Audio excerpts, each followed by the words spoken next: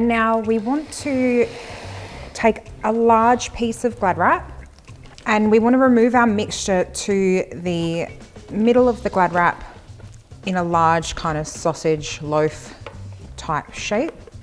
And taking the Glad wrap, we just want to roll it over like so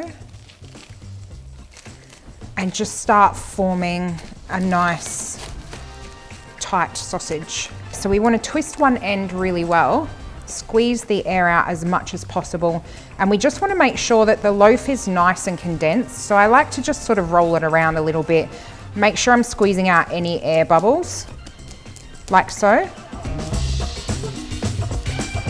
And then once we've got our generally desired loaf shape, we want to twist the ends like that.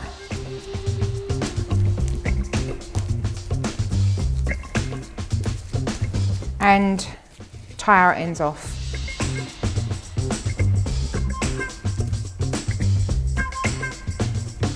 Now this goes in the fridge for a minimum of 1 hour, ideally overnight, to just form shape really well. And that makes it a really great meal prep recipe.